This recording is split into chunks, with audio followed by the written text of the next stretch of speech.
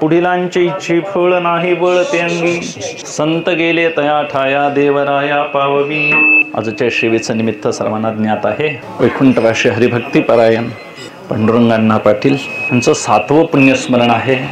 पुण्यतिथी म्हणा, धर्मशास्त्रानं बघायला गेलं तर श्राद्ध तिथी, त्या निमित्तानं आजची सेवा आहे.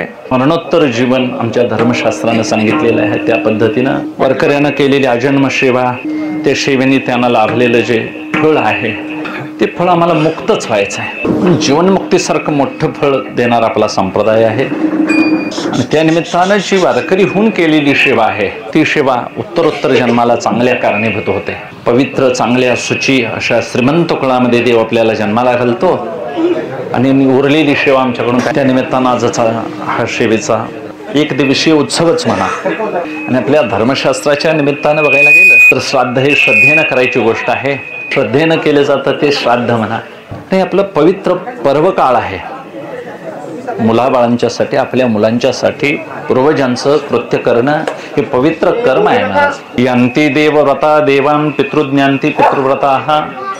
या श्लोकामध्ये ज्ञानोबराय सांगतात, अथवा पितरांचे व्रते वाहती जयांचे चित्ते, जीवित्व सरलिया तया ते पितृत्ववरी. ज्यांनी वडिलांच्या आजच्या तिथीच्या निमित्तानं महाराज काही अन्नदान केलं असेल, काही सत्कर्म केला असेल, काही संकल्प सोडून काही दानं दिली असतील, काही नामस्मरण केलं असेल, 4 वारकऱ्यांना जेवू घालणं, ही पवित्र सत्कर्म आहेत महाराज.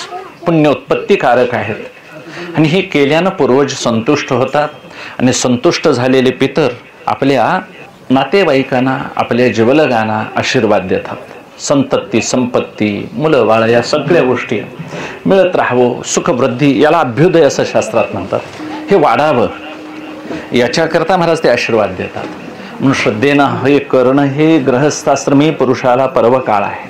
म्हणून सोम सूर्यादी ग्रहणे ये उणे करविती पार्वणे, का माता पितर मरणे अंकित जे दिवस. आजच्या आई वडिलांच्या किंवा वडिलांच्या जाण्यानं, आईंच्या जाण्याचे जे दिवस आहेत ते दिवस आम्ही आठवणीत ठेवून त्या दिवशी निदान त्यांच्या तिथीला त्यांचं स्मरण म्हणून नाव जरी आपण उच्चारण केलं, त्यांच्या निमित्तानं थोडंसं अन्नदान केलं तर ते त्यांना संतुष्टता देण्याकरता कारणीभूत होतं आणि आपल्यालाही पुण्यकारक होतं. हे सांगताना ज्ञानोबराई सांगतात, नाथबाबाई सांगतात, मोठे मोठे आचार्यही हे सांगतात.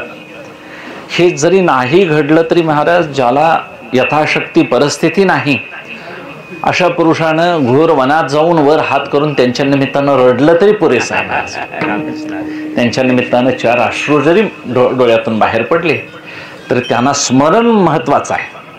त्यामध्ये आपण आठवण ठेवणं, याला कृतज्ञता म्हणतात.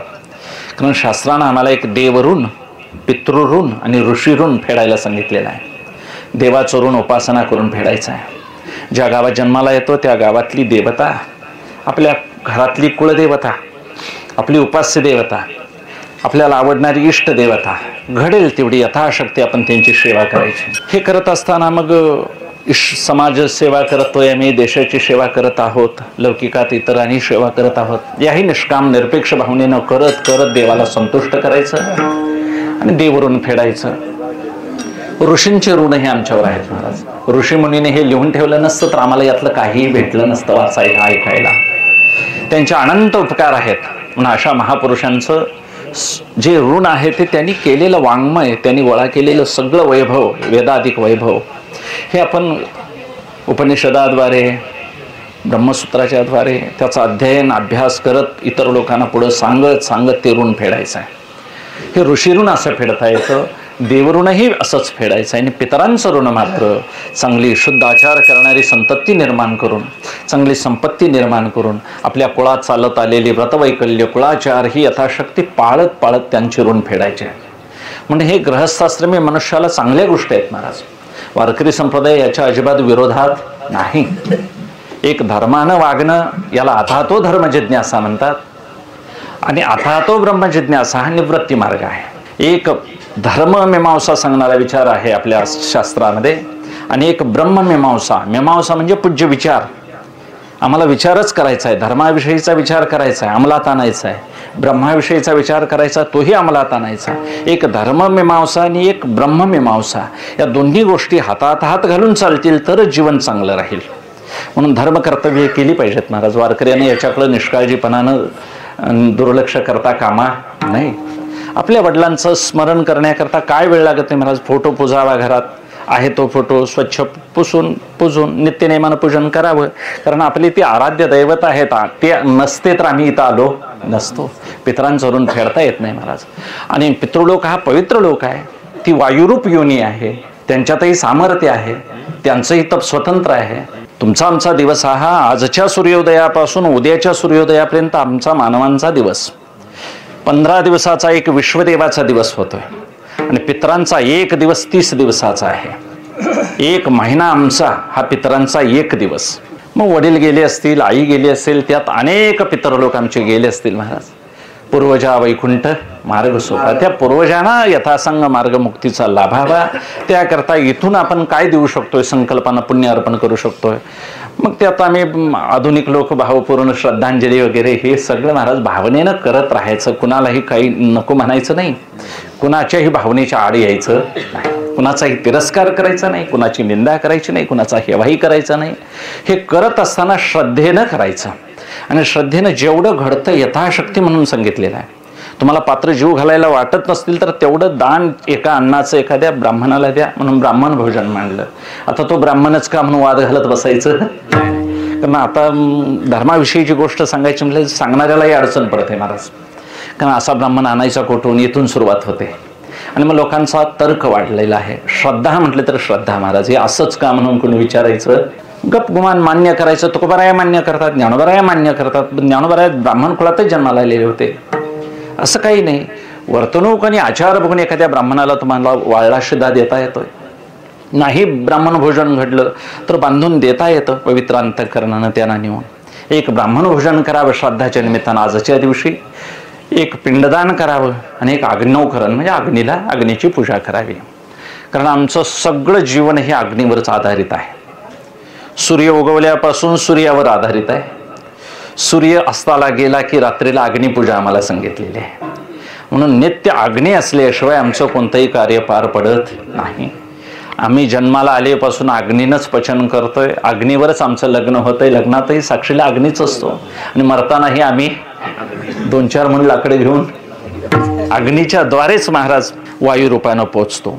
आणि हे असं जीवन मान्य करायचं महाराज. पवित्र अंतःकरणानं आपल्या उपनिषदा इतकं ज्ञान सांगणारा जगात कोणताही दुसरा संप्रदाय नाही.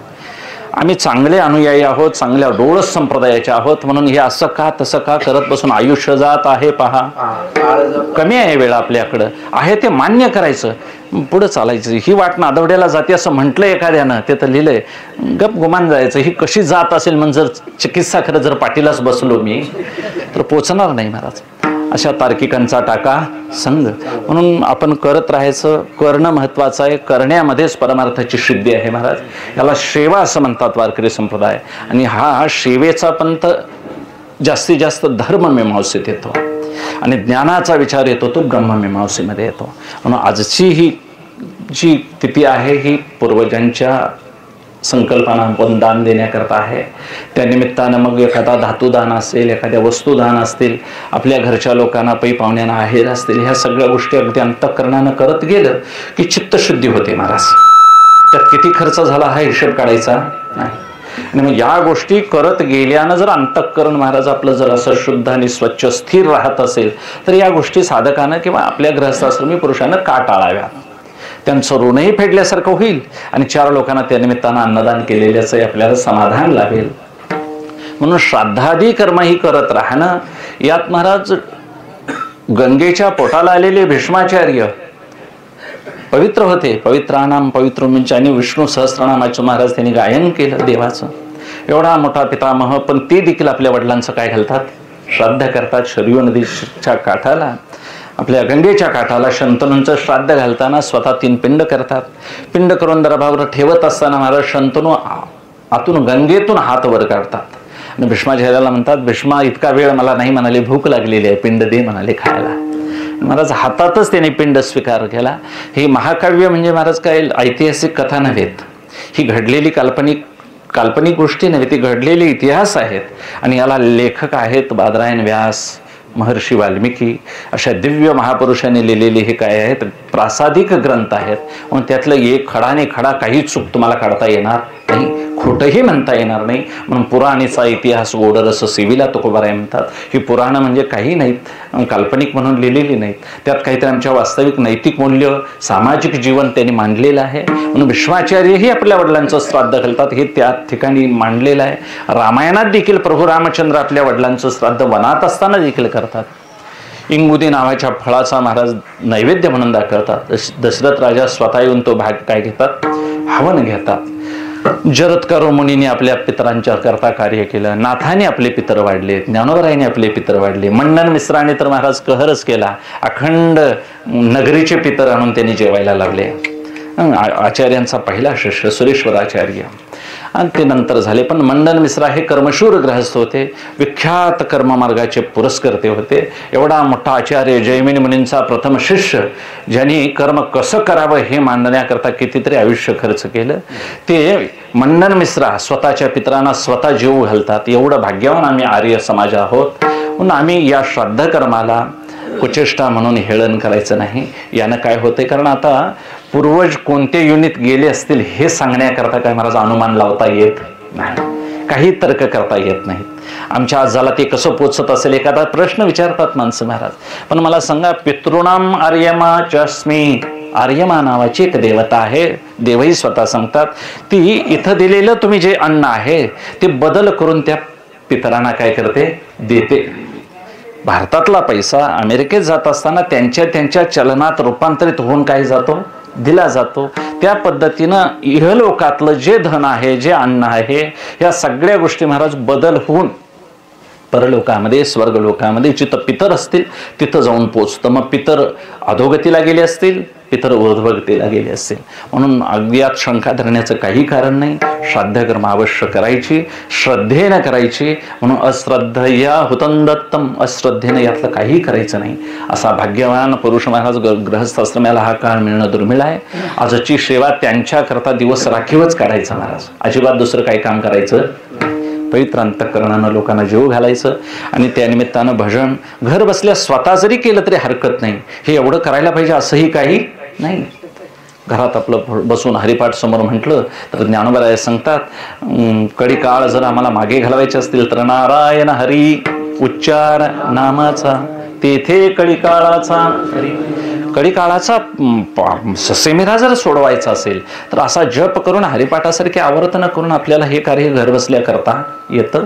म्हणून तुकोबारायांनी आणि अन्य सगळ्या संतांनी महाराज आपली कर्म केलेली आहेत.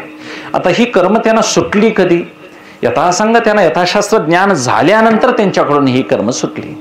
त्यांनी कर्म टाकली असं म्हणता येणार. तुकोबारायांनी आपल्या वडिलार्जित तुकोबारायांच्या विश्वंभर बाबांच्या पत्नींचं, ज्यावेळी विश्वंभर बाबा वारले, 8वी पिढी महाराज त्यांची, विश्वंभर बाबांच्या पत्नींचं नाव अमाई. अमाईला 2 मुलं, हरी आणि मुकुंदा. त्या हरी महाराजांनी मुकुंद महाराज ज्यावेळी लष्करात मध्ये गेले, पांडुरंगानं सांगितलं तुमच्या वडिलांनी देव देहूला आणला तपाच्या बळावर, सेवेच्या बळावर, आता त्याची सेवा कोण करायची, तुम्ही या. नाही म्हणाले ते, आम्हाला राज्य शिबिका आभरण पाहिजे. त्याच्याकरता ते गेले आणि त्यात त्यांचा काय झाला, मृत्यू झाला. त्यानंतर अमाईची सेवा स्वतः पांडुरंगाने रुक्मिणी मातेने केली महाराज. आणि त्या अमाईचं श्राद्धही तुकोबाराय आपल्या पांडुरंग परमात्म्याने रुक्मिणी मातेनं दरवर्षी घातलेली कथा आहे, महिपती बाबा म्हणतात तुकाराम चरित्रामध्ये. मग जर तुकोबारायांच्या 8व्या पिढीच्या वंशजाचं जर श्राद्ध देव घालत असेल तर तुकोबाराय आपल्या वडिलांचं श्राद्ध करीत नसतील का हो? त्या काळापासून चालत आलेली सेवा आहे. म्हणून तुकोबाराय सांगतात, विठ्ठल कुळीचे दैवत, त्यांनी म्हणायचं मग शेंदरी हेंदरी दैवते. ते आमच्या देवाला चिडवत हरकत नाही, त्यांचा अधिकार आहे. कारण माझ्या कुळातलाच देव पांडुरंग आहे. आम्ही कसं म्हणतोय आमचा कुळदेव ज्योतिबा आहे, आमचा कुळदेव भैरवबा आहे, आदरानं म्हणतो आमचा कुळदेव अमुक अमुक अंबाबाई आहे, भावेश्वरी आहे. आवड असते महाराज, ज्याच्या अंतःकरणात जो देव आवडतो तो त्याचा इष्ट असतो. कुणी कुणाची भावना दुखवायची. तुम्हाला दत्त महाराज आवडत असतील तर तुमच्या स्वभावानं पूर्वजन्मामध्ये तुम्ही दत्त महाराजांची सेवा केलेली असते, म्हणून त्याची आवड अंतःकरणात होते. आता पांडुरंग आवडत असेल तर पांडुरंगाची सेवा केलेली आहे. कोणाला ज्योतिबा आवडतो, हे राष्ट्रीय दैवत आहेत महाराज. जगत कल्याणासाठी देवानं घेतलेले हे कार्य ब्रह्मातले अवतार आहेत. म्हणून ह्या सर्वांना उच्च नीच भावानं बघणं हे महाराज आपल्या वारकऱ्यांचं काय नव्हे, ब्रीद नव्हे. हरी व्यापक आहे, सर्वगत आहे, तो सगळीकडे भरून उरलेला आहे.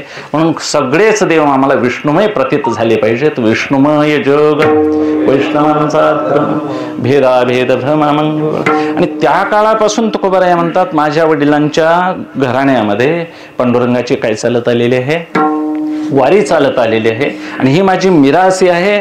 आणि हा वंश परंपरेने मी चालवत आलेला आहे. वंश परंपरा दास मी अंकिता, तुका मोकलिता लाजे. कोणा देवाला विनमनी करतात.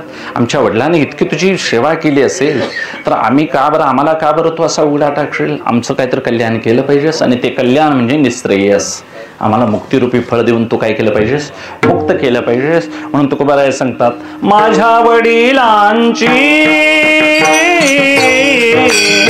मिरासी गा देवा, माझ्या वडिलांची मिरासी गा देवा.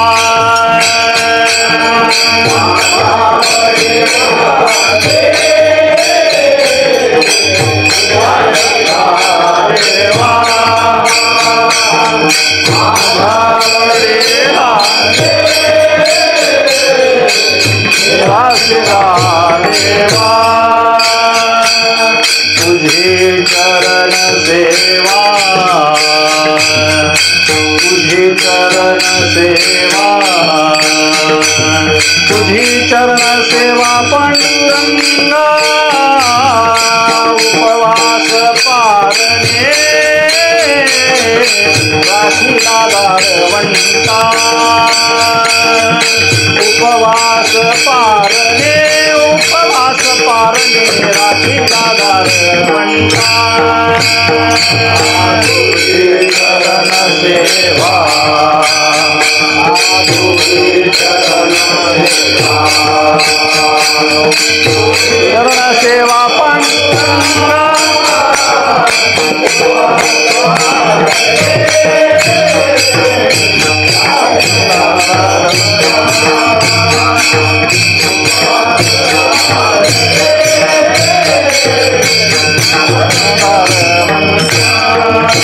आपल्या उपास्य देवतेची एवढी सेवा पूर्वापार चालत आलेली आहे. म्हणून महाराज त्या सेवेने ऋणी होऊन पांडुरंग परमात्मा त्या घराची सगळी सेवा करत आलेली आहेत. या सेवेमध्ये महाराज तुकोबारायांच्या देखील श्राद्धाचा विभाग महिपती बाबा मांडतात. तुकोबारायांना एक दिवस जिजाई आठवण करून देते. एके दिवशी जिजाई निश्चित तुकोबारायाशी अवश्य सांगत, आजी तुझ्या वडिलांची पुण्यतीत साहित्य किंचित असेना. घरात किंचित साहित्य नाही. जिजाई जागी करते तुकोबारायांना, उद्या वडिलांची पुण्यतिथी आहे आणि काहीतरी. हे ऐकल्यानंतर महाराज म्हणाले जातो मी भाजी आणतो आणि मग भाजी शिजवून काहीतरी घाल म्हणाले करून. महाराज सकाळच्या वेळेला गेले. जाणं महाराजांच्या हातात होतं पण येणं काही त्यांच्या हातात नव्हतं. सगळ्यांना माहिती आहे कथाभाग. गेल्यानंतर महाराज इकडं जिजाई निश्चिंतच होत्या, कारण येतील नाही आले तरी काय हरकत नाही, आले तरी करीन अशा अवस्थेत होत्या. गेले नाही. एका शेतकऱ्याचा महाराज गहू उपडायला सुरू होता. कथा अशी आहे, कारण उपटायचाच गहू होता अशी कथा मांडलेली आहे त्याने. आणि मग पुष्कळ गहू उपटायला होते. तिथल्या लोकांनी विनोदानं तुकोबाराय म्हणाले इकडे कुठं जाता, आमच्या पातीला पात धरा म्हणाले, तुम्ही देखील उपटा. महाराज ते काही कुचर बुद्धीनं काम करणारे नव्हते. तुकोबारायांनी पात धरली आणि मग यांच्यापेक्षा जास्त तुकोबारायांनी काम केलं. शेतकरी आनंदाला. तो म्हणाला तुम्हाला जातेवेळी 4 पिंड्या बांधून देईन. आणि तुकोबाराय हे काम करत राहिले. महाराज दुपारची वेळ 12 वाजायला आले. इकडं पांडुरंग परमात्म्याला अडचण झाली की आपल्या भक्तानं काय केलेलं आहे, संकल्प सोडलेला आहे. आता तर काय करायचं आहे, श्राद्धकर्माची वेळ आलेली आहे. आणि श्राद्धासाठी 12चाच वेळ उत्तम आहे म्हणतात, 12 ते 2. पण 12 वाजेपर्यंत कोण कड काढत, कारण आम्ही वारकरीच महाराज आधी आम्ही दंगा करतोय. गावातले लोक काय सहजच जेवतील, तो भाग निराळा. 12 वाजता महाराज आठवण आली देवाला. देवाने लगेच रुक्मिणी मातेला बजावलं. डोक्यावर मोठ सामग्री सगळी घेतली. अष्टमहासिद्धीसह रुक्मिणी माताने पांडुरंग परमात्मा देहूच्या माळावर उतरले. आता तिथं अडचण पडली, तुकोबाराय गेलेत गहू उपटायला, हे देवाने जाणलेलं होतं. तुकोबारायांचं रूप धारण केलं आणि जिजाईंच्याकडे गेले. समोर दारात सगळं साहित्य उतरलं. जिजाईला सांगितलं, साहित्य आणलंय, तू जेवण करायला सुरू कर, मी लोकांना काय देतो, आमंत्रण देऊन येतो. घरोघरी जाऊन सत्वर आमंत्रण देत शारंगधर, आमचे घरीत आहेत पितर, यावे सत्वर भोजना, तुम्ही सगळ्यांनी जेवणाला या. प्रत्येकाला देवाने हात जोडून, महाराज तुकोबारायांच्या वडिलांचं श्राद्ध आहे. कोण हात जोडायला लागले महाराज? पांडुरंग परमात्मा. सगळ्या देहूला आमंत्रण दिलं. आबाल वृद्धापासून सगळ्यांना इंद्रायणीला आंघोळीला जायला सांगितलं. सगळ्यांना आश्चर्य वाटलं. घरात खायला स्वतःला नाही महाराज, तो जेवायला काय घालतोय, पण लबाडाचं आमंत्रण खाल्याशिवाय खरं नाही म्हणतात. त्या निमित्तानं सगळे लोक आंघोळा करून वगैरे आले. देवानी प्रत्येकांचं पाद्यपूजा पाठावर बसून पाय पुजले. प्रत्येकाला गंधाक्षता स्वतः लावल्या. महाराज ज्यांनी कपाळाला देवाच्या हस्ते गंधाक्षता लावून घेतली असेल त्यांचं प्रारब्ध राहिलं असेल शिल्लक. भाग्यवान देहूचे लोक महाराज. काय प्रेम लुटलं पांडुरंग परमात्म्याचं देहू गावकरांनी, आणि देहू गावकरांचं खरं प्रेम लुटलं लोहगावकरांनी. तुकोबाराय कधी देहूत राहिले, खरी सेवा त्यांची लोहगावकरांनी ऐकली आणि देहूला विश्ववंद्य केलं तुकोबारायांनी. कुठं छोटंसं खेडं महाराज, पण आज गुगल तपासते देहू कुठं आणि आळंदी कुठं आहे. एवढं सामर्थ्य महाराजांचं. ही ज्याची खरी सेवा, तुकोबारायांची निरपेक्ष निष्काम सेवा. त्या निमित्तानं तुकोबारायांचा संकल्प पार करावा म्हणून देवाने हे सगळं अट्टहासानं केलं. जिजाईने स्वतः स्वयंपाक केला. देवाने रुक्मिणी मातेनं रुक्माणी वेश बदलून महाराज सगळं रांधलं, अन्न तयार केलं. आणि करंजाईच्या बेटापासून महाराज सगळ्यांच्या पंक्ती वाढल्या. पंक्ती वाढून प्रत्येकाला विडा तांबूल आहेरासह महाराज कपड्यासह देऊगावकरांना काय दिलं, जेवण दिलं. सगळ्यांना आश्चर्य वाटलं. तुकोबाराय आता सुधारले.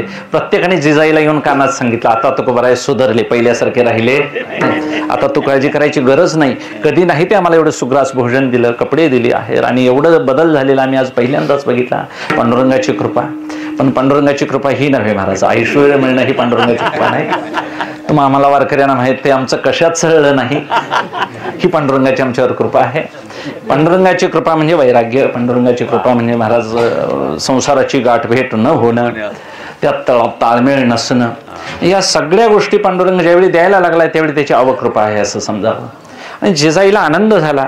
पण इकडे महाराज 4 वाजायची वेळ आली आणि मग तुकोबारायांना जाणीव झाली की म्हणाले काय करायला पाहिजे, वडिलांचं काय आहे, श्राद्धाचा मी संकल्प केलेला आहे, मला काहीतरी घराकडे जाऊन काहीतरी नेलं पाहिजे. त्या मालकाने महाराज 4 पेंड्या बांधून दिल्या. महाराज येता येता 4 पेंड्या बांधून घेऊन येताना एका आग्या मोहळाला महाराज ते खायला लागलं. गव्हाची कुस लागली आणि मग लागल्यानंतर ज्या माशा उठल्या त्या अंगावरच बसल्या. शास्त्रकारही असं सांगतात, ज्या दिवशी पितरांच्या करता अन्नग्रास आम्ही ठेवत नाही, काही अन्न देत नाही, त्या दिवशी महाराज पितरांच्या रूपानं माशा येतात आणि आपलं रक्त पितात. त्या निमित्तानं सगळ्या माशा अंगाला झोंबलेल्या बघून तुकोबारायांना आनंद वाटला. ते म्हणाले, मी सकाळी बोललो होतो ते अन्न दिलं नाही, आता हे खुशाल माझं रक्त पिऊ देत. पांडुरंग परमात्म्याला वाईट वाटलं. त्यांनी वाऱ्याची झुळूक होऊन आले देव आणि सगळ्या माशा अंगावल्या उडवल्या. तुकोबारायांचं शरीर महाराज स्थिर शांत केलं आणि तुकोबारायांना शांत झाल्यानंतर मग तुकोबाराया नामस्मरण करत घराकडे येत असताना इकडं देवानं काय केलं, तोपर्यंत महाराज सगळ्या पंक्ती उरले सुरलेलं अन्न दलितांना वाटून सगळ्यांना यथेष्ट तृप्त केलं. आणि आता जिजाईला म्हणाले, जिजाई म्हणाले तुम्ही जेवून घ्या, आता भक्ताच्या पत्नीबरोबर असा व्यवहार करणं बरं नाही, म्हणून सगळी भांडी वगैरे डोक्यावर घेतली देवानं. इंद्रायणी ती सगळी भांडी विसळून धुवून घेतो म्हणाले, आणि ज्याची भांडी आणली त्याची दिली पाहिजेत म्हणाले, ते भाडं वगैरे देऊन माझा मी येतो. जे डोईवर मोठ बांधलीन जे घेऊन गेला ते आज तागायत आला. गुप्त झाले देव महाराज. आणि इकडे पांडुरंग परमात्मा गेल्यानंतर तुकोबारायांची स्वारी दारात आली. 4 पेंड्या टाकल्या. जिजाईला म्हणतात, याचा आता भरडून सांजा कर आणि पितराला. जिजाई म्हणते, तुम्ही भानावर आहात काय म्हणाले, आज दिवसभर सगळे देहूला अन्न दिलं आणि हे काय आता मांडलंय म्हणाले. तुकोबारायांना विस्मित अंतःकरण झालं, डोळे भरून आले. एवढं जेवण सगळी ती कथा ऐकली कहाणीने. मग जिजाईला आश्चर्य वाटलं की आता माझे मालक आलेत, सकाळी आलेला कोण हे तिलाही महाराज कळेना. आणि मग तुकोबारायांनी जाणलं की केलेल्या सेवेचं फळ देव काय करत नाही, आपल्यावर ऋण राखत नाही. आणि त्या सेवेबद्दल देवाने हे काय केलं, माझ्या वडिलांच्या श्राद्धाचं कार्य केलं. इथून पुढे मी देवाला असं कष्ट द्यायला लावणार नाही. वाईट वाटलं. तुकोबारायांनी शब्द ब्रह्मांड पूजा मांडली. भावनेच्या भरात तुकोबारायाच्या अभंगाला बसले. ते देवाला देखील हेलावलं अंतःकरण. देव आणि गुप्त झालेला प्रकट झाला. शंखचक्र गदाधारी परमात्मा घरात आले. तुकोबारायांच्या समोर उभा राहिले आणि म्हणाले, का आत्तानी बोलावणं केलं? म्हणाले, सकाळी येऊन गेले नाही म्हणाले. आणि मग आता म्हणाले, सगळं गाव जेवलं असेल पण तू जेवला नसशील. पांडुरंग परमात्मा म्हणतात, सगळी जेवली असतील पण तू जेवला नसशील म्हणाले. आम्ही दोघे जण बसून मग जिजाईने महाराज स्वयंपाक करावा, काय भाग्य असेल, जिजाईंची काय निष्काम पूर्व पुण्य असेल. म्हणजे एका पवित्र गृहस्थाश्रमाच्या घरात देव सुद्धा अन्न ग्रहण करतो. आजही तो ग्रहण करायला तयार आहे, पण अंतःकरण तेवढं आपलं पवित्र नाही. उदाहरणत्वादी आपण वागताना महाराज कुणाचाही मत्सर होता कामा नाही. परमार्थ हा आचरणाची गोष्ट आहे. तुम्ही सगळी जाणकार मंडळी आहेत, कळणारी मंडळी आहेत. तुकोबारायांचं अंतःकरण किती महाराज मृदू आणि अनपेक्ष सुचिरदक्ष असतील.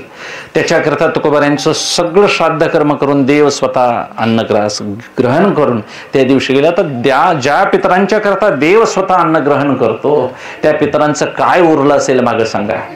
काही नाही महाराज. सगळ्या कुडीचा उद्धार झाला महाराजांच्या. म्हणजे श्राद्धादी कर्म हे जर तुकोबाराया आवडीनं करत असतील, अन्य सगळे लोक करत असतील, वारकरी संप्रदायातले आचार्य करत असतील, तर आम्ही देखील करायला पाहिजे.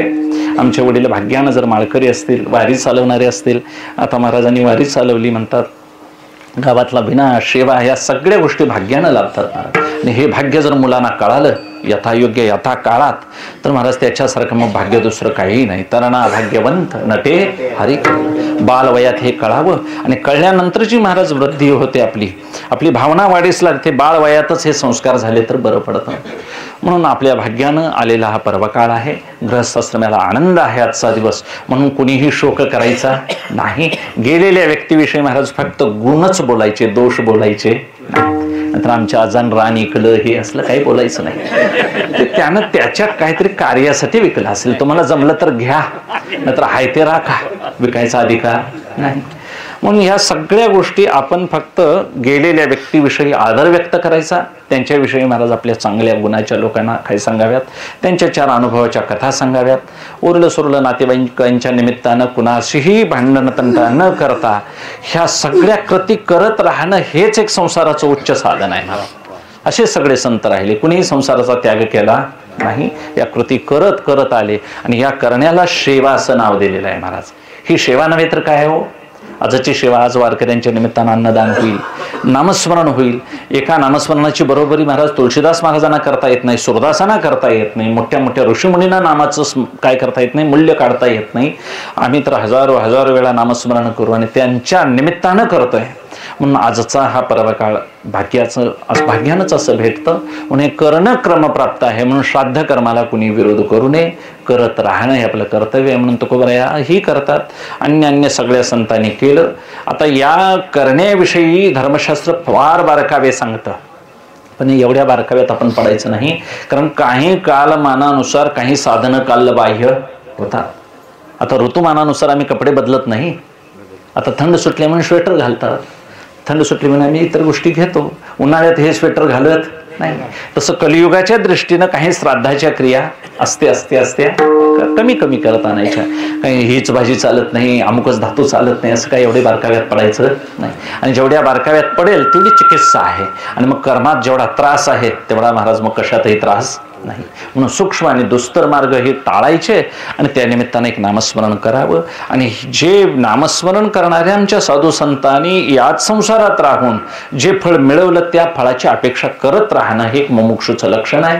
म्हणून एक मागणी करतात, पुढीलांचे इच्छी फळ नाही बळ ते अंगी. तुकोबाराय म्हणतात, पुढे गेलेले जे प्राप्त पुरुष आहेत त्यांनी जे मुक्तिरूपी फळ मिळवलं ते आम्हाला बळ मिळवायचं आहे देवा, पण तेवढं बळ मात्र आमच्या अंगामध्ये नाही. संत ज्या ठिकाणाला गेले, देवराया आम्हाला हाताला देऊन देतं कर, काय कर, पोहोच कर. बरं, ज्येष्ठ लोकांनी जे मिळवलं ते आम्हाला का मिळू नये? का बरं आम्हाला ते असू नये, अशी अपेक्षा का असू नये? म्हणून ज्येष्ठांची का आम्हा जोडी परवडी न लभू, संत गेले तया ठाया, त्या ठिकाणाला आम्हाला पोचव. तुकोबाराय सांगतात, आमची योग्यता असेल नसेल हे बघू नकोस. तुका म्हणे करी कोड पुरव, आमची इच्छा पूर्ण कर. पूर्वी लाड आमचा, एखाद्या कौतुकानं लहान मुलाचे लाड जशी आई पुरवते तसं आम्हा भक्तांचा तू काय कर, सांभाळही कर. आणि आम्हाला लागणारं पूर्ण मुक्तिरूपी फळही आमच्या हातात दे. कारण संत त्या फळाला जाऊन काय झाले, पोहोचले, भिडले. आम्हालाही तेच फळ मिळालं पाहिजे अशी अपेक्षा धरून परमात्म्याकडे विनवणी करतात की पुढीलांच्या इच्छे फळ नाही बळते अंगी संत गेले तया ठाया देवराया पाव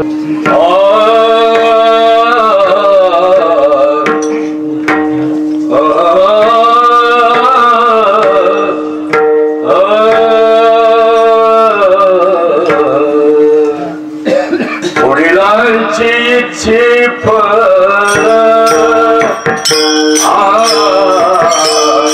पुढीलांचे इच्छे फळ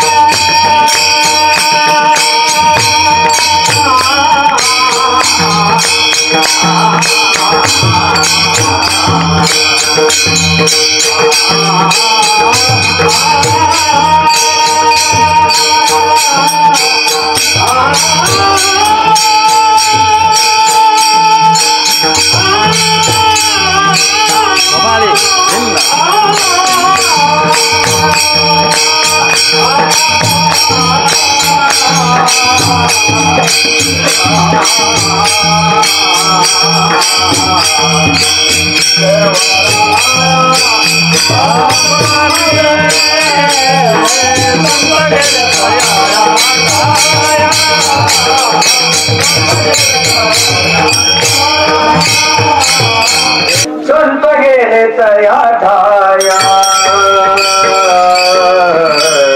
संत गेले तया ठाया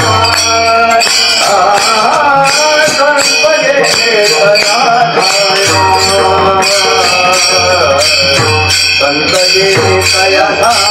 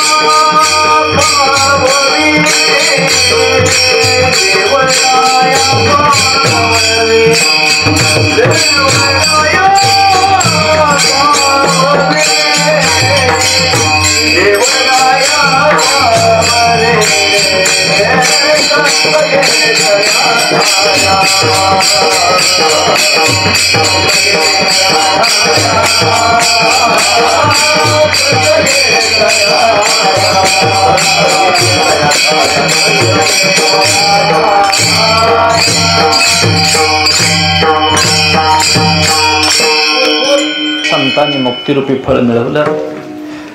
ते मिळवण्याकरता आपल्या अंगात बळ नाही. तुकोबराय अगदी प्रामाणिकपणे कबूल करतात. तुकोबरायने ज्या अर्थी हे बळ कमी पडतं त्या अर्थी हे बळ जीवदशेतल्या प्रत्येक साधकानं कमवायला पाहिजे.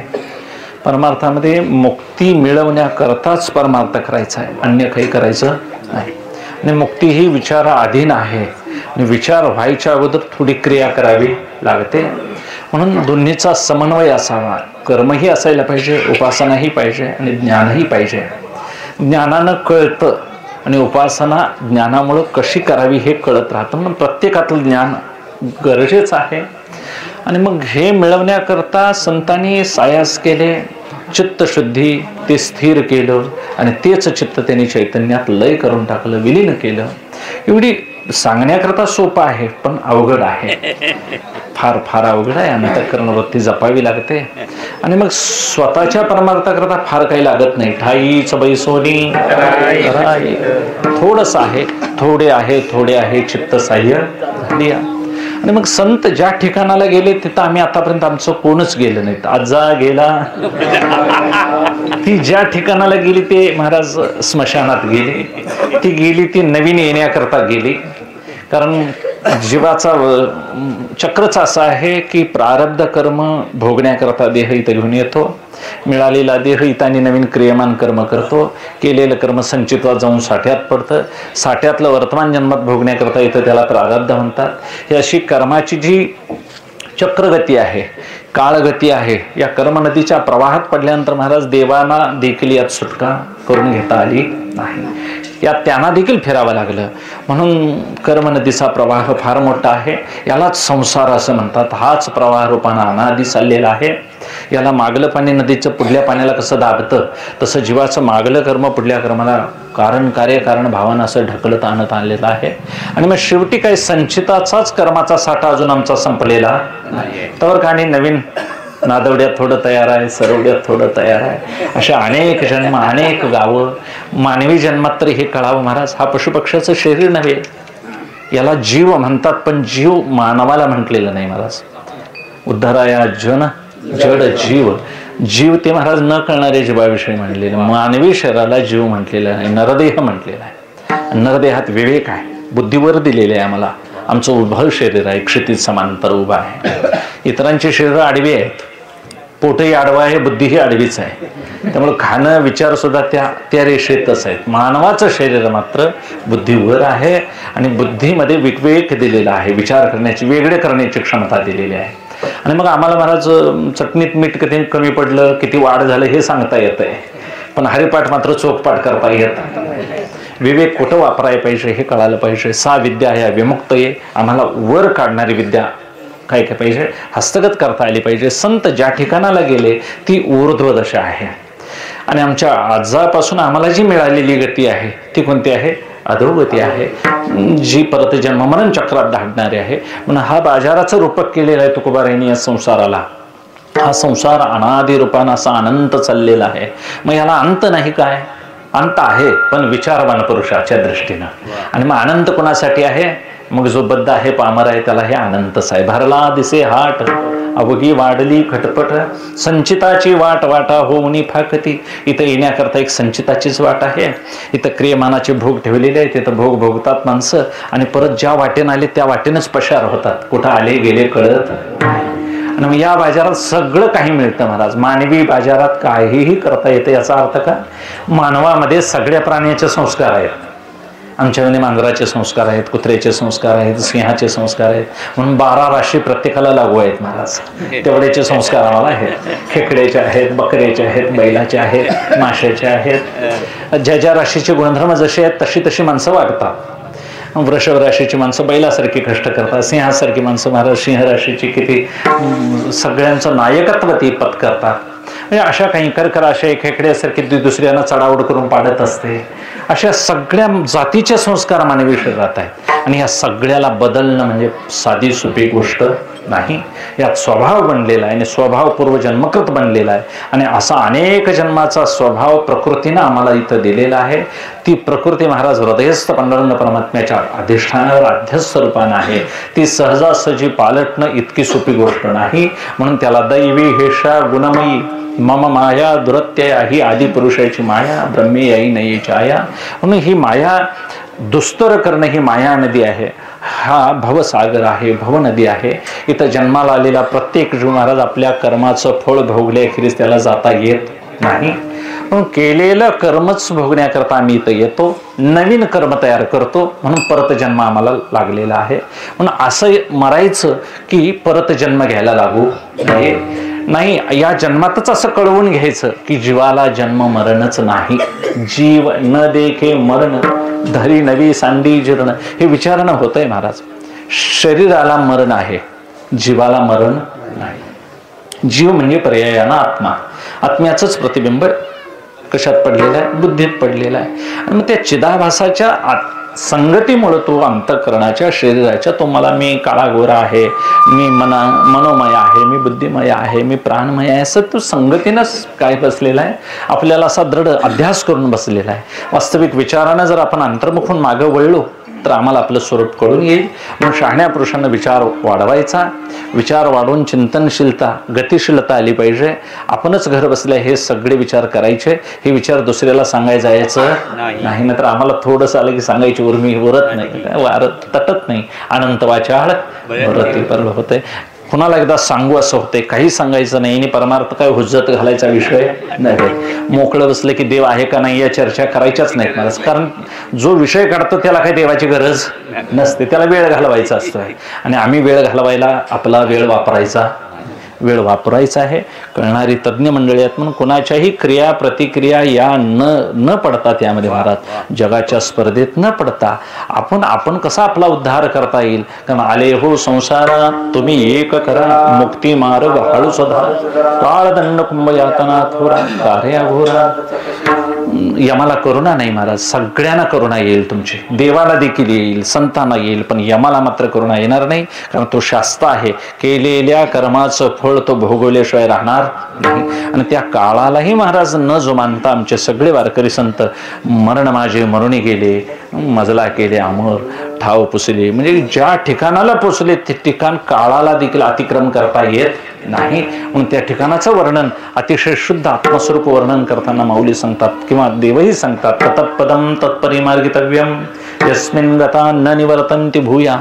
त्या पदावर गेल्यानंतर परत मागे येता येत नाही. पुढे जे तेत गेले ते न घेतीच मागवती पावले, महोदधिगामिनी स्तोत जैसे. लावलेल्या अग्नीच्या ज्वाळा जशा वर धावतात त्या परत खाली येत नाहीत, आकाशात विरून जातात. एखाद्या माशाची जर मिठाची जर मासळी केली आणि ती जर पाण्यात सोडली तर ते परत येईल काय आपल्याकडे? विरघळून पाणीरूप होऊन जाते. तसं एकदा देवरूप झालेला ज्ञानानं सत्पुरुष महापुरुष तो देवातच विलीन होतो, त्याचं मागं काहीही उरत नाही. अशा निर्विशेष निरपेक्ष ठिकाणाला संत पोचले. तिथं काहीही करणं नाही, काहीही भोगणं नाही, तिथं कुणाचाही महाराज स्पर्धा नाही, मत्सर नाही, अशा निर्मम शांत अवस्थेला पोचले. म्हणून संतांनी जे ठिकाण मिळवलं ते अखंड प्रसन्नतेचं, अखंड शांतीचं, अखंड तृप्तीचं. तिथं सगळ्या शोकाचा नाश होतो, आनंदाबाबतीत तिथं लाभते. अशा उच्च ठिकाणाला संत जाऊन बसले म्हणून उंच देवाचे ते झाले अधिष्ठान. न देखिजे ऐंशी केले या विठ्ठले दुःखासी. संसारातल्या ह्या क्षुधा तृषा सुख दुःख शोक भोग हे मोह भय सगळ्या महाराज द्वंद्वांना संतांनी काय केलं? परित्याग केला. निर्माण मोहा जितसंग दोषा अध्यात्म नित्या विनिवृत्त कामा द्वंद्वैर्विमुक्त सुख दुःख संज्ञर्गच्छन्त्य मूढा पदमव्ययंत. त्या पदावर पोचणाऱ्या पुरुषाची ही सगळी सामग्री आहे महाराज. म्हणून दैवी संपत्ती आपण मिळवून ठेवायची. आणि ही साहित्य संपदा ह्या सगळ्या गोष्टी भांडवल कशासाठी गोळा करायचं तर 80 दशा येईल पुढे. तै मन होईल वेडे तव चिंतून ठेवी चोकडे आत्मज्ञान. आम्हाला वैराग्य कमी पडत आहे आणि वैराग्याचा आम्हाला साठा करून ठेवायचा आहे. दुसऱ्या स्थूल कोणत्याही गोष्टीचा साठा करायचा नाही. इतर गोष्टी यमापुढं अजिबात दाखवायला चालत नाही. यमाला रावणाचा देखील यमानं टोला दिला आणि महाराज हरिश्चंद्रालाही तो मारतो, सगळ्यांना मारतो. कितीही आम्ही भजन केलं तर न्यायचं सोडणार नाही. मग गणपतीच्या आरत्या करू, अंबाबाईच्या करू, ज्योतिबाच्या करू, नित्य नेमानं आरती करणं, पूजा करणं हे देवाला महाराज आवडतं. पण तुमचे कर्माचे भोग मात्र तो भोगवले कधी सोडत नाही. म्हणून हरी तो निष्ठुर निर्गुण म्हटलेला आहे. तो व्यवस्थित हिशेब ठेवतो आणि हिशेब ठेवणाऱ्या माणसाची मग कोणाला काही राहत नाही महाराज. भीड राहत नसल्यामुळे तो कोणाच्या प्रेमास पात्र होत नाही. म्हणून देवाविषयी प्रेम कोणी व्यक्त करावं, संतांनी व्यक्त करावं, कारण त्यांनी केलेली सेवा ही निष्काम आहे. म्हणून ते म्हणतात या संसारावर बळकट होऊन कास घातली पाहिजे. कास घालोनी बळकट झालो कडी काळावरी नीट केली पायवाट भवसिंधूवरुणी. आणि ह्या सगळ्या प्रतिबंधांना दूर करण्याकरता आम्हाला बळ हवा आहे. पण हे 6 विकारांना ढकलणारं बळ कुठं बरं मिळेल? आम्हाला वैराग्य येतं 4 दिवसापुरतं, पण त्या 4 दिवसाचं वैराग्य काय होतं महाराज? असते असते असते असते ते मंद असल्यामुळं कमी येतं. सुरुवातीला असं वाटतं रोज अभ्यास करावा आणि मग 4 दिवस भरपूर वाचत वाचत वाचत वाचणं म्हणजे अभ्यास नव्हे महाराज. हे सांगणं कीर्तन म्हणजे याला ज्ञान म्हणायचं नाही, ही माहिती म्हणायची. मी आलो हे गोळा करून वाचून आलोय 10 पुस्तकातनं कुठनं तरी गोळा, काय सांगायला हरकत आहे? आणि मग ते गोळा करून व्यवस्थित उभारून सांगता आलं की त्याला वक्ता म्हणतात. वक्ता म्हणजे तो तोंडातून बाहेर टाकतो, तो त्याला वक्ता म्हणतात. आणि मग असं सांगता येणं याला ज्ञान म्हणायचं नाही. ज्ञान ही गोष्ट स्वयंभू आहे. ज्ञान झालं असतं तर मी माझं गाव सोडून इकडं आलो नसतो. ज्याला ज्ञान झालेलं आहे त्यांनी जागा सोडलेली नाही, आणि ज्यांना ज्ञान न झालेली मंडळी ती जागा सोडल्याशिवाय राहत नाही. याला माहिती का म्हणावं तर वृत्ती ज्ञान. वृत्ती ज्ञान हे बाह्य कार्य करतं आणि ज्ञान वृत्ती ही आत काम करते. एकच शब्द महाराज उलट सुलट केले की ज्ञानरूपी वृत्ती देव दाखवते आणि वृत्तीरूपी ज्ञान जग दाखवतं. जग बाहेरल्या त्रिपुटीत कार्य करतं आणि देव अंतर त्रिपुटीत कार्य करतो. हे ज्ञान आम्हाला बाहेरून झालं असा भ्रम होतो. वास्तविक ज्ञान स्वप्नात आत हजर असतंच काय? आत ज्ञान उत्पन्न होतंय? असतंच महाराज, उत्पन्न होत नाही. बाहेरून आलं असं आम्हाला वाटतंय, काही नाही. आत ज्ञान स्वयंभू आहे म्हणून झोपल्यावर देखील आपल्याला स्वप्न पडलेलं आत कळतं. ज्याला स्वप्न पडतं कळतं तो महाराज सूक्ष्म आहे, तो स्थूल नाही. स्थूल आहे तो गादीवर झोपलेला असतो, त्याचे डोळे झाकलेले असतात, त्याला काही कळत नाही. आणि मग स्वप्नामध्ये झालेलं दुःख महाराज तो स्थूल शरीरावरती व्यक्त होतं. म्हणजे साक्षी रूपानं अन्वय देवाचा तुमच्या तिन्ही अवस्थेत आहे. आम्ही मात्र भ्रमानं तो नाही असं म्हणतो आणि आम्ही दुःख पावतो. वास्तविक देव नाही असं ठिकाण कोणतंही नाही. पण हे कळण्याकरता सगळ्यांचा त्याग घडावा लागतो आणि हे त्याग करण्यासारखं सामर्थ्य आपल्याकडे जवळ नसल्यामुळं पै वैराग्य महापावके इंद्रियांची कटके आदपली तबके इंद्रिये धरती. ज्ञानोबा सांगतात 12व्या अध्यायामध्ये की ही वैराग्य महापावक पाहिजे. हे प्रलयाग्नीनं सुद्धा हे विकार जळत. प्रलय अग्नीला महाराज शरीर जळतील, वस्तू जळतील, जग जळेल, दृश्य सगळा पसारा जळेल, पण कर्माचे वासनेचे संस्कार मात्र जळत. आणि हे न जळणारे संस्कार आहेत म्हणूनच आम्ही पुनर्जन्माला येतोय. म्हणून आपला वारकरी संप्रदाय पूर्वजन्म मानतो, वर्तमान जन्म मानतो आणि पुनर्जन्म मानतो. अशा 3 देहाची 3 जन्माची कल्पना संतांनी आमच्या मांडलेली आहे. जन्मांतरे 3 भोगिता कळती केले ते पावती करता पुढे केलेलं आता पावणारं भोगणारं आणि पुढे येणारं. अशा 3 जन्माची व्यवस्था मांडलेली असल्यामुळे शहाण्या पुरुषानं हे कर्म कशी आपल्याला निष्काम करता येतील, कशी यांना करता येतील, असते असते कमी कसं कर्माचा बोजा करता येईल हे बघावं. कर्म आपल्याला संचितात जास्त पडू नये म्हणून आपण निरपेक्ष भावनेनं श्रद्धेनं येईल ते कर्म मी करता नाही करून घेतोय देव आपल्याकडून. असं एक निमित्त मात्र भवसव्य साचन. अर्जुनाकडून एवढा महाराज युद्धाचा प्रसंग करून घेतला, निमित्त ठेवलं. मग देव एवढं कार्य करून निमित्त करत असेल तर आम्ही सुद्धा सेवा करतो हे निमित्त म्हणावं. मला इथं बोलवलं हे निमित्त आहे महाराज. महाराजांच्या सेवेच्या ऋणानं कुठलं कर्म असेल काय असेल तुमच्या सगळ्यांच्या आशीर्वादानं मला इथं उभा केलं. कीर्तन आहे हे पांडुरंगाचं, एका मळगच्या बुवाचं नाही. यात सांगायचं चरित्र आहे पांडुरंगाचं. सांगण्याकरता मी माध्यम आहे. होल्डरमध्ये बल घातल्यासारखं आहे म्हणा. उजेड पाडायचा जमतोय तेवढा, तुझा 20 वॅट असेल 20चा पडेल, 40चा पडलं 40चा, आणि जळलास तर जळल सुद्धा, काय सांगता यायचं. आज हार घालतील, उद्या कशानं मारतील सांगता यायचं. म्हणून शहाण्या मनुष्यानं फार मान सन्मान, पद, प्रतिष्ठा, सत्ता, संपत्ती, ऐश्वर यामध्ये न पडता पांडुरंग परमात्मा सांभाळायचा, आणि ते सांभाळण्याच्या पुरुषाने त्यांनी सेवा केली म्हणायची. म्हणून आमच्या जुन्या वारकरी संप्रदायात ज्या लोकांनी सेवा केली ते महाराज भाग्यवान पुरुष होते. साधनं नव्हती, विज्ञान नव्हतं, लाईट वगैरे ह्या योजना नव्हत्या, भले कपडे असतील नसतील काही असेल ना, पण त्यांचा भाव मात्र इतका शुद्ध होता. एक वारकरी तो जो परमार्थ, तो संसार जो करत होता महाराज, तो संसारात देखील नामस्मरण घेत होता.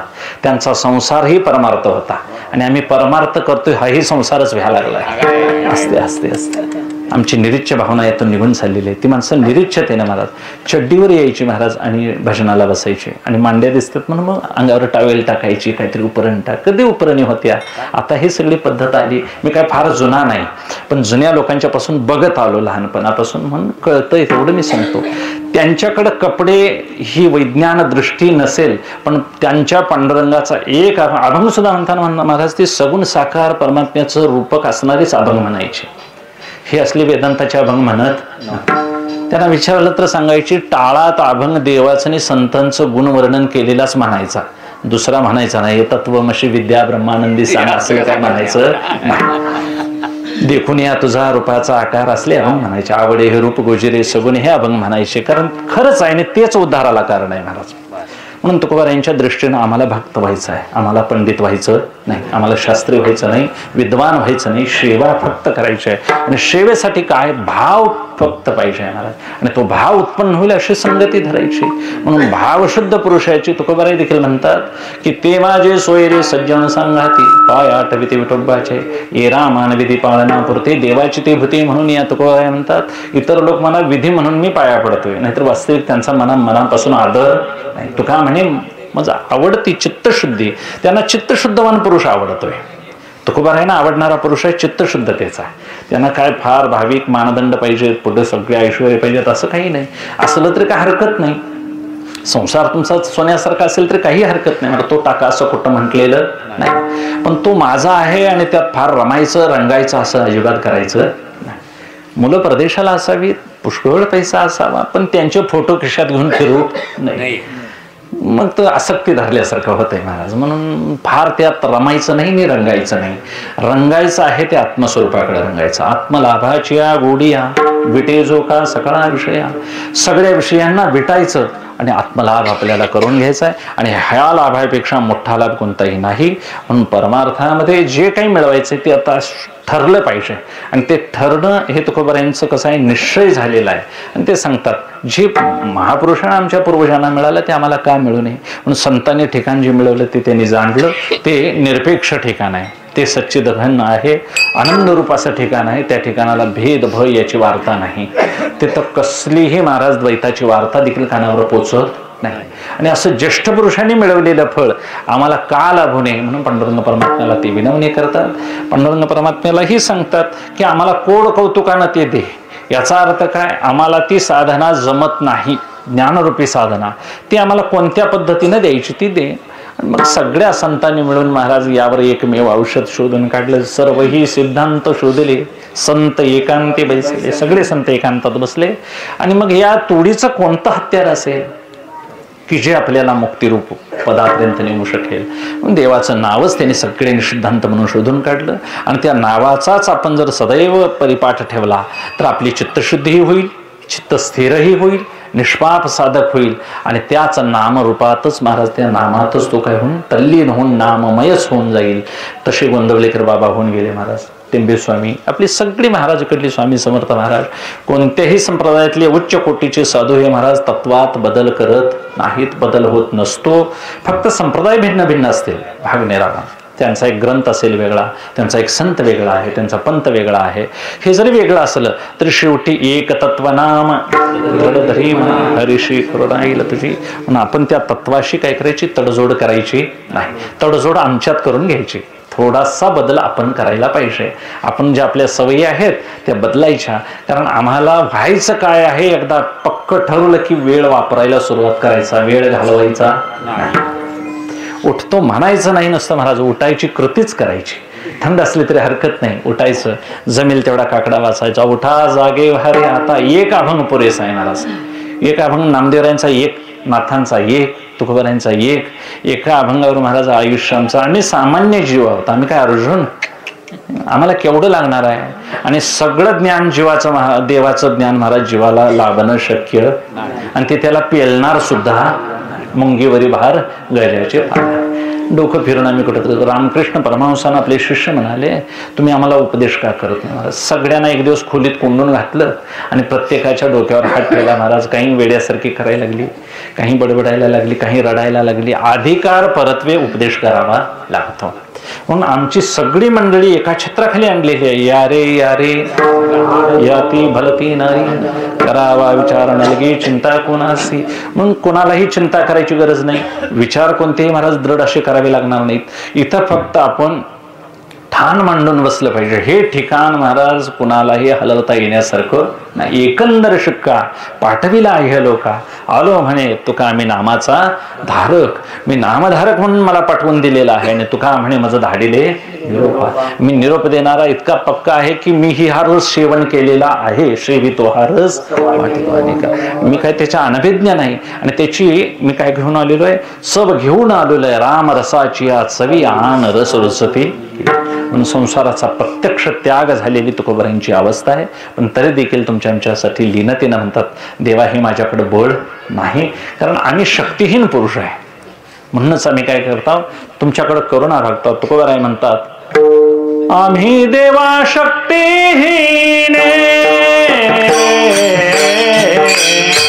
आम्ही देवा शक्तिहीन,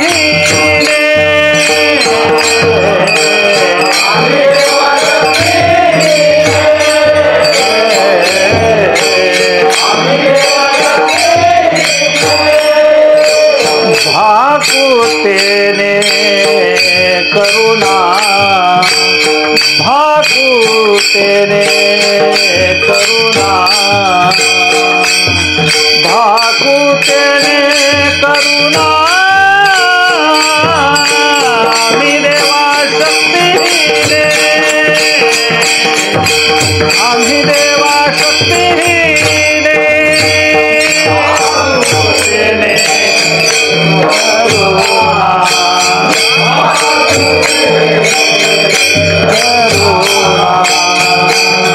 भाकुतेने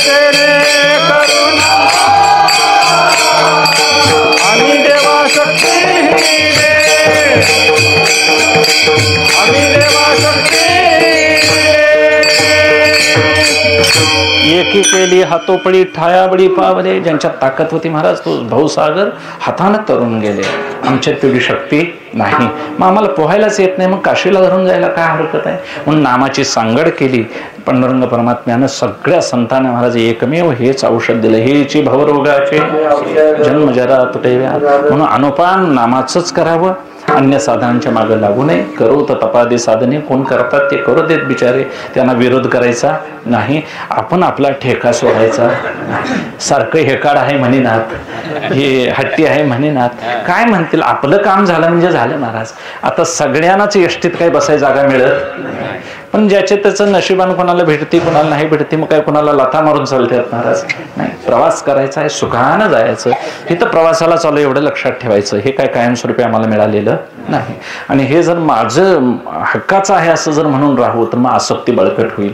म्हणून कुठं राहतोय तिथं महाराज शरीर जायाचे उसणं आलंय एवढं लक्षात ठेवायचं. कुणीतरी दिलंय आणि ज्यावरती कोणतरी देतंय त्यावरती ते नेल्याशिवाय सोडत महाराज. ज्यावेळी भात टोकणीचे पेरणीचे दिवस असतात तेव्हा अवताला एखाद्यानं जू जर मागून नेलं तर त्यानं नाही वेळेत दिलं तर तुमचं आवत चालू असताना सोडून नेतोय की नाही एखादा? तुझी बैल बाण म्हणतोय झाडाला, माझं जू तेवढं, कारण हे जू माझ्यासाठी आहे, माझं आधी काम करतो आणि मग तुझं बघ. तसं काळ आला तर महाराज ते तुमची बैल सोडून सुद्धा त्याच्या आधी पेरून झालेलं तयार करू. आपलं काम आधी करायचं. उगाच बांधावं तंबाखू सोड हे सोड असं काय करत बसू नये. वेळ कमी आहे म्हणून आपण आपला ठेका न सोडता, गायक कुठंतरी म्हणना आपला तबलजीनं मात्र ठेका सोडायचा. आरव करू दे, चुकीचं गाऊ दे, बरं चुकतोय म्हणायचंही नाही. आपला ठेका चुकला की मग सगळं गायनच काय झालं, रद्द झालं. आपण आपल्या ठेक्यात असावं. आणि वारकरी संप्रदाय हा शुद्ध ठेक्याचा आहे महाराज. कुणालाही महाराज संतांनी आमच्या ढकललेलं नाही, कुणीही यायला नको म्हटलेलं नाही, कुठेही प्रचार प्रसार केलेला नाही. मला सांगा तुकोबारायांनी कुठं आपलं चरित्र, एक 2 अभंग मांडलेत. ज्ञानोबारायांनी तर एक शब्दही मांडलेला नाही आपल्या चरित्राचा. महापुरुष आपलं चरित्र गुप्त ठेवतात. 4ही भांडांनी कुठेही एक शब्द मांडलेला नाही, कुठेही ट्रस्ट स्थापन केलं नाही, कुठेही काही जागा मागितलेली नाही. ज्ञानोबारायांनी आहे त्या जुन्या समाधीतच खाली महाराज काय केलं, समाधी घेतली. तुकोबारायांनी तरी कहरच केला, इथं राहायलाच नको म्हणाले.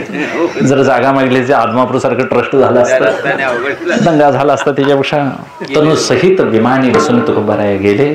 सांगायचं आहे तर त्यांच्या पश्चात महाराज केवढा त्यांचा बोलबाला. जग त्यांच्याकडे आज किती आदर्श म्हणून बघतोय. एक सामान्य कुटुंबात एखादा साधक येतोय आणि एवढा अट्टहास करतोय, आणि अट्टहासाच्या बळावर शेवटचा 20 भाव. आणि तुका म्हणे मुक्ती परिणिली नोरी, जीवनमुक्ती साधी नाही. फक्त जीवनमुक्ती महाराज वेदांत शास्त्रकारच मानतात, दुसरे कोण मानत नाहीत. आणि आम्ही सगळे वारकरी वेदांत शास्त्राचे कोण आहोत, अधिकारी का म्हणावं लागतं, आम्हाला सगुण उपासनेचा पंथ आहे म्हणून. सगुण साक्षात्कार झाल्याखेरीज वेदांत वाचू नये असा आम्हाला दंडक आहे.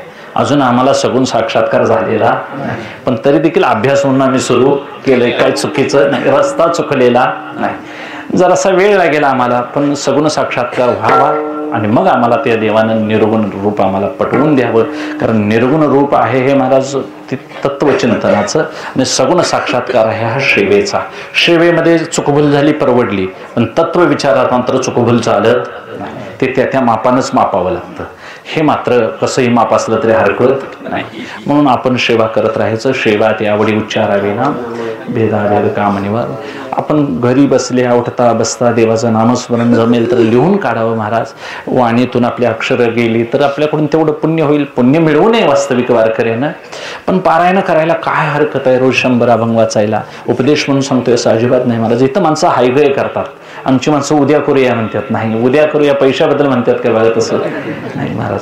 1000चं बंडल 10 वेळा मापतात. एक नोट कमी असली तर 8-9 वेळा मापतात. पण हरिपाठ वाचताना मागं पुढे डबल वाचावा असं म्हणत, कारण त्याच्यात फायदा आहे असं वाटतं, याच्यात फायदा नाही असं वाटतं. आणि ही मान्यता ढकलून दिली पाहिजे महाराज. समाज मान्यता वेगळी आहे आणि संत मान्यता वेगळी. संतांच्या मान्यतेनं परमार्थ करताना संतांनी जे सांगितले ते करायचं आहे. देव काही सांगेल इथं येऊन, देवाचं सुद्धा ऐकायचं नाही. देवाची मान्यता काय महाराज, कोणाला तो काही सांगू शकतो. दुर्योधनाला एक सांगत होता, अर्जुनाला एक सांगत होता. त्याला जे करायचंय तेच करतो, पण संत मात्र कुणालाही हाताला धरू देत, उद्धार केल्याशिवाय सोडत नाहीत. तुकोबाराय म्हणतात, संत ज्या ठिकाणाला गेले, देव ज्या ठिकाणाला म्हणत नाहीत. संत ज्या ठिकाणाला गेले ते देवाचं ठिकाण नाही महाराज. ईश्वर एका अवस्थेत आहे आणि ब्रह्म एका अवस्थेवर आहे. ते ठिकाण म्हणजे ब्रह्म. संत गेलेलं ठिकाण ब्रह्म. संत देव झाले नाहीत म्हणावे लागतं. देव झाले म्हणून देवाज्ञा झाली, देवरूप झाले.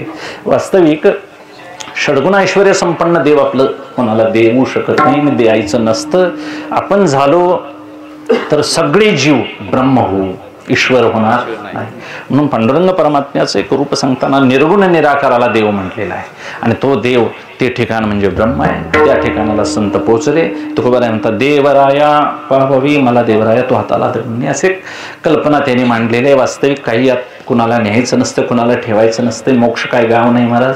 उगाच आम्ही आता म्हणतो ये हृदयीचे ते हृदय घातले, ते काय महाराज काढून घालायचं नाही. ह्या बारडीतलं त्या बारडीत घालायचं असं काही परमार्थात नाही.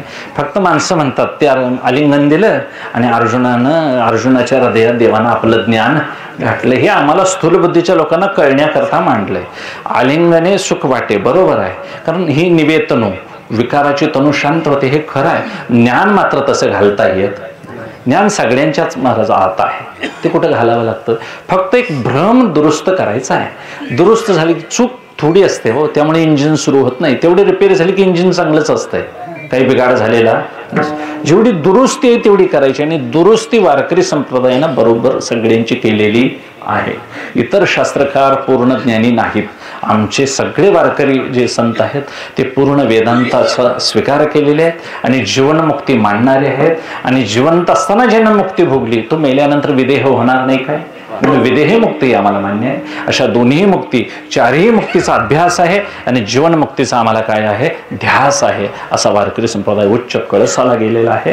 म्हणून तुकोबाराय या वारकरी संप्रदायाचे कळस ठरले महाराज. तो आदर्श तुमच्या आमच्या समोर आहे. म्हणून ज्या संप्रदाय ज्यांनी सेवा केली ती सेवा कधीही वाया जाणार नाही. अल्प असेल थोडी असेल ती सेवा भाग्यानं महाराजांनी केली.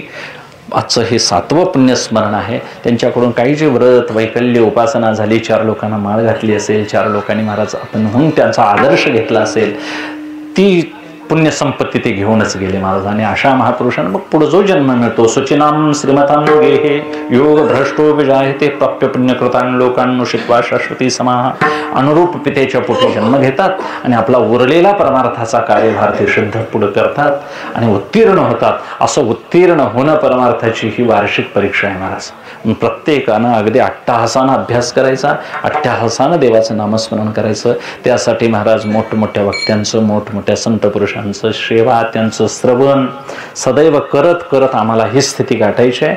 म्हणून तुकोबारायाने आमच्यावर अशी कृपा करावी, वैराग्याचं बळ आम्हाला द्यावं आणि परमार्थ आमचा सिद्धीला जावा अशी विनवणी करतो आणि सेवेला विराम देतो. महाराज ज्ञानेश्वर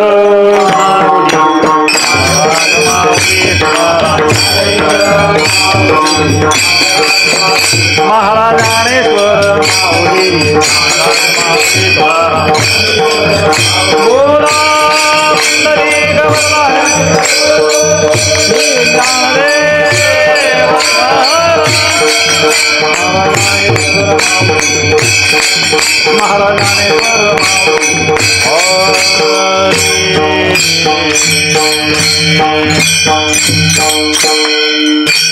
तुका म्हणे तरी कोड प्रविलाडामचा संत गेले तया ठाया देवराया पाववी. झालेली सेवा ही तुम्हा सर्व साधू संतांच्या कृपेनं जसा बुद्धीला विलास होईल तसं बोललो ही सेवा महाराजांच्या चरणी अर्पण करून सेवेला विराम देतो. विठ्ठल जय जय विठ्ठल जय जय जय